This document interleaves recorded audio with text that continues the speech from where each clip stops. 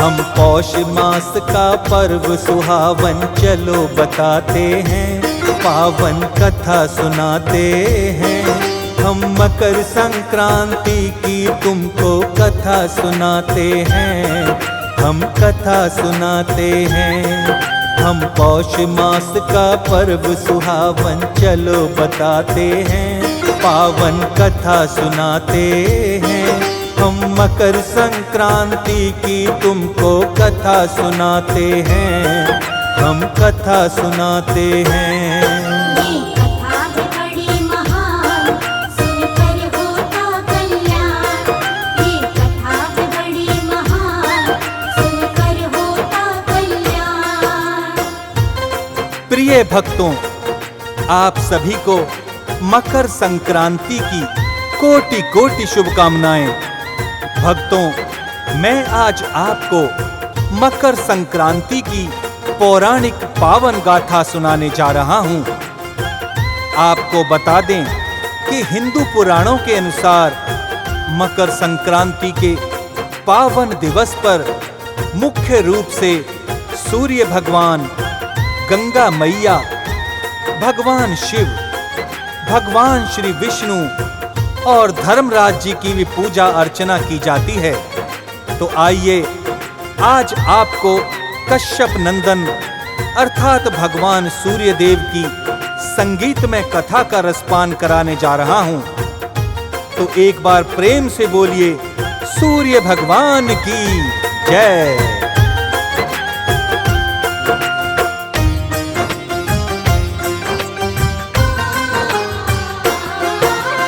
गौरी पुत्र का ध्यान लगाकर कथा सुनाते हैं, जन कल्याणी गाथा रवि को शीश नवाते हैं।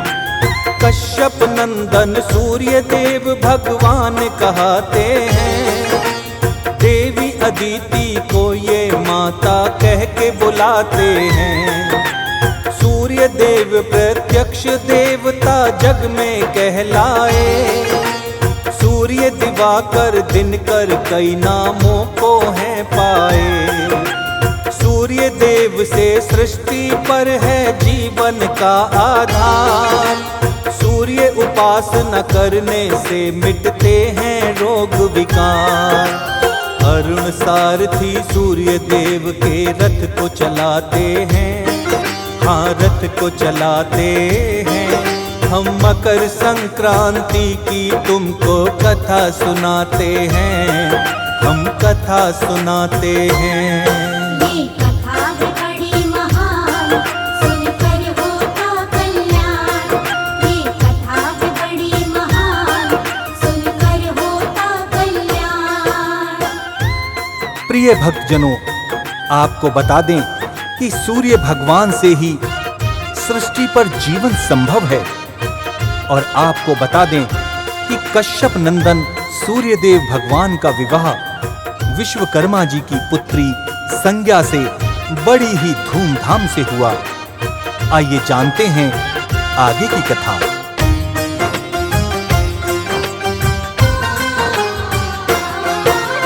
सूर्यदेव के विवाह को विश्वकर्मा जी आए हैं, सुंदर और सुशील वो अपनी सुता बताए हैं। संज्ञा नाम है पुत्री का जो है अति ही गुणवान, उज्ज्वल और धवल रूप है शीतल चंद्र समान।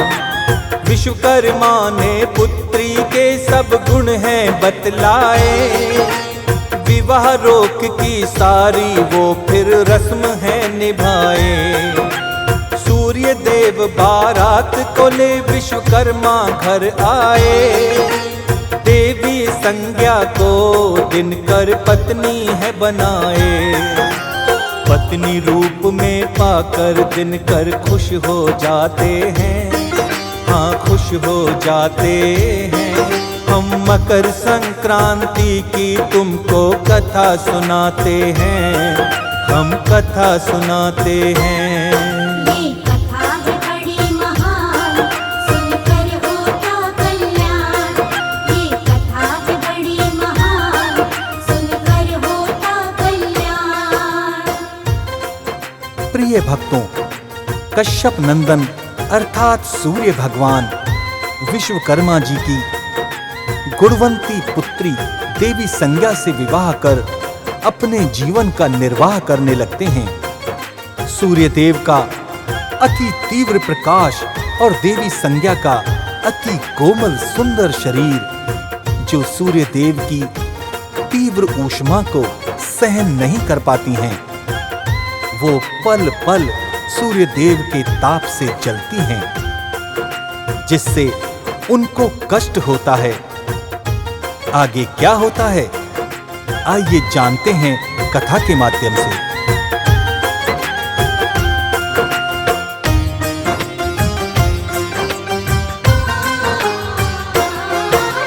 तीव्र ऊष्मा सूर्य देव की संज्ञा रहे बेचैन, पल पल जलती काया भक्तों ना कटती दुख रैन। भारी जलन को संज्ञा देवी सहती जाती हैं, किंतु पति दिनकर जी से कुछ ना बतलाती हैं। धीरे धीरे समय है बीता, पाई एक संतान, एक पुत्र को पाए दिनकर यम दिया है नाम। उसके बाद में एक पुत्री पाए हैं रवि भगवान, यमी अर्थात यमुना जिसका रखा गया है नाम। तत्पश्चात में वह वस्तु मनु जन्म को पाते हैं, हाँ जन्म को पाते हैं। हम मकर संक्रांति की तुमको कथा सुनाते हैं, हम कथा सुनाते हैं।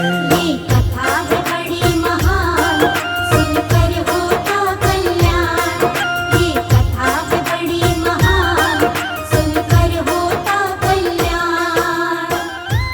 प्रिय भक्तजनों, आपको बता दें कि देवी संज्ञा के गर्भ से सर्वप्रथम यमराज, उसके बाद देवी यमुना और तत्पश्चात वैवस्त मनु, जो वर्तमान में मनवंतर के अधिपति हैं, जन्म लेते हैं। 3 संतानों को पाकर सूर्य भगवान और देवी संज्ञा अति प्रसन्न थे, किंतु संज्ञा देवी सूर्य देव के ताप से परेशान थीं। वो समझ नहीं पा रही थीं कि क्या किया जाए जिससे सूर्य देव के ताप को सहन करने की शक्ति प्राप्त हो जाए। आगे क्या होता है, आइए जानते हैं कथा के माध्यम से।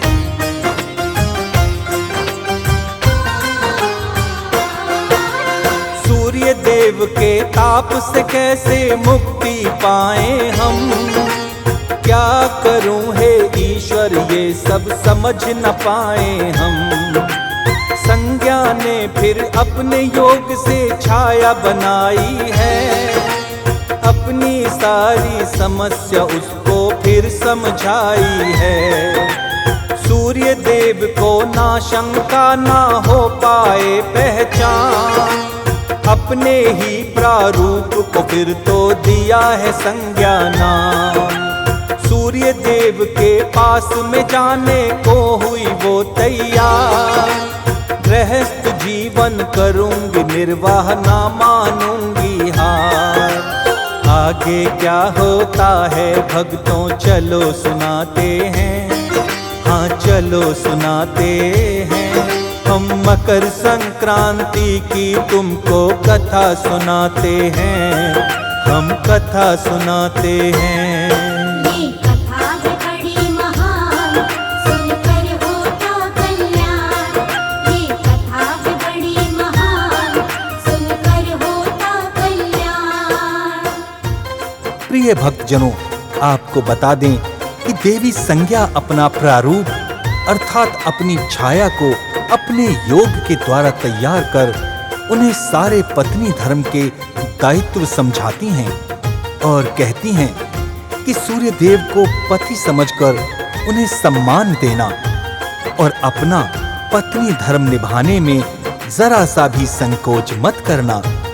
मैं अपने पिता से मिलने के लिए जाती हूँ। आगे क्या होता है, आइए जानते हैं कथा के माध्यम से।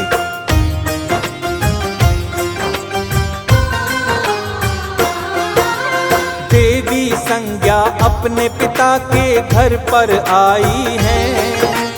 अपने पिता विश्वकर्मा से सब कष्ट सुनाई है। सूर्य देव के ताप से होती मैं तो अति परेशान। क्या करूं कोई युक्ति बताओ मेरा हो कल्याण। इतना सुनकर विश्वकर्मा को क्रोध बड़ा आया। सूर्य ताप से मुक्ति मिले एक यत्न है बतलाया। वन में जाकर करो तपस्या पिता ने बतलाया। सूर्य ताप से मिलेगी मुक्ति सब है समझाया। विश्वकर्मा फिर अपनी सुता को वन में पठाते हैं। हाँ वन में पठाते हैं। हम मकर संक्रांति की तुमको कथा सुनाते हैं। हम कथा सुनाते हैं। ये कथा है बड़ी महान, सुनकर होता कल्याण। ये कथा है बड़ी महान, सुनकर होता कल्याण। प्रिय भक्तजनों, पिता विश्वकर्मा के द्वारा समझाने पर देवी संज्ञा वन में ईश्वर की तपस्या करने के लिए प्रस्थान करती हैं और वन में जाकर ईश्वर की घोर तपस्या करने की मन में ठान कर ध्यान मग्न हो जाती हैं। आगे क्या होता है आइए जानते हैं कथा के माध्यम से।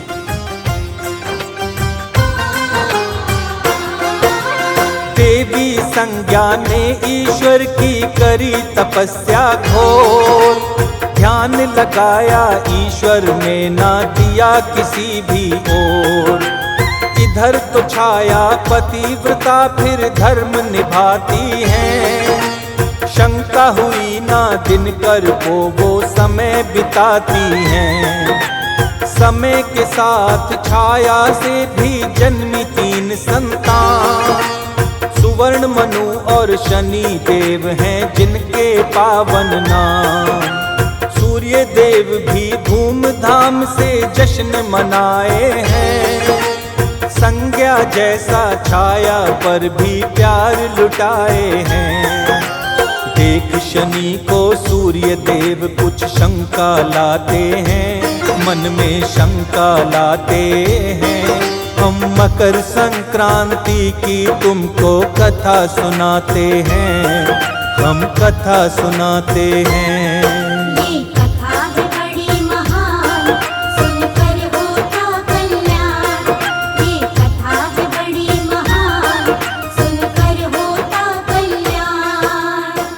प्रिय भक्तों, आपको बता दें कि सूर्य देव के द्वारा छाया के गर्भ से 3 संतानें उत्पन्न हुई जिनके नाम सुवर्ण, मनु और शनिदेव थे। जैसा कि आप जानते हैं कि शनि महाराज अति काले हैं। काले होने के कारण सूर्यदेव शनि को देखकर अति चिंता में पड़ जाते हैं और विचार करने लगते हैं कि ये कैसे संभव है कि मेरा पुत्र इतना काला है। यह कैसी विडंबना है।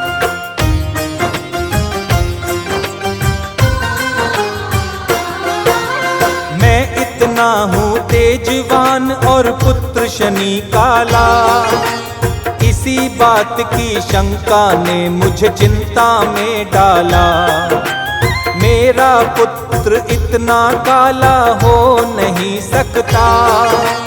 इतने काले पुत्र को मैं अपना नहीं सकता। सूर्य देव ने शनि को ना फिर गोद खिलाया है। देख सूर्य का चलन छाया का मन घबराया है। सूर्य देव को छाया ने विश्वास दिलाया है। आपका ही सुत शनि है ये अति ही समझाया है। किंतु रवि छाया से कुछ ना सुनना चाहते हैं। कुछ ना सुनना चाहते हैं। हम मकर संक्रांति की तुमको कथा सुनाते हैं। हम कथा सुनाते हैं। ये कथा है बड़ी महान, सुनकर होता कल्याण। ये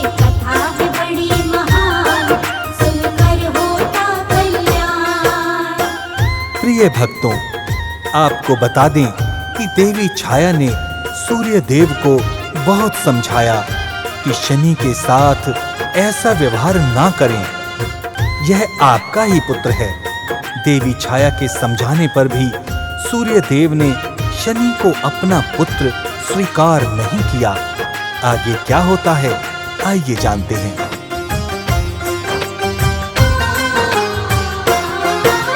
शनि देव ने देख पिता का अपने प्रति व्यवहार, शनि देव ने भी की दिनकर से फिर करुण पुकार। शनि देव को सूर्य देव ने ना अपनाया है, देख घृणा फिर शनि देव को क्रोध जो आया है। क्रोध में आकर शनि देव के नैना हुए हैं लाल, भ्रकुटी टेढ़ी किए शनि फिर रूप किया विकराल। अरुण सारथी शनि क्रोध को सहन नहीं कर पाए, शनि क्रोध से अखियों की वो ज्योति है गवाए। फिर तो सूर्य देव अपनी राह से भटक ही जाते हैं, हाँ वो भटक ही जाते हैं। हम मकर संक्रांति की तुमको कथा सुनाते हैं, हम कथा सुनाते हैं। ये कथा है बड़ी महान, सुनकर होता कल्याण। ये कथा है बड़ी महान, सुनकर होता कल्याण। प्रिय भक्तों, आपको बता दें कि शनि देव अपने पिता सूर्य देव से क्रोधित हो जाते हैं और उनके नेत्र सुर्ख लाल हो जाते हैं।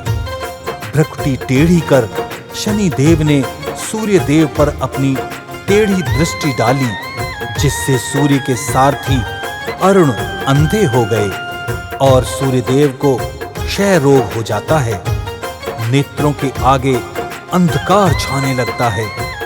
वे शनि के क्रोध से बचने के लिए विचार करने लगते हैं।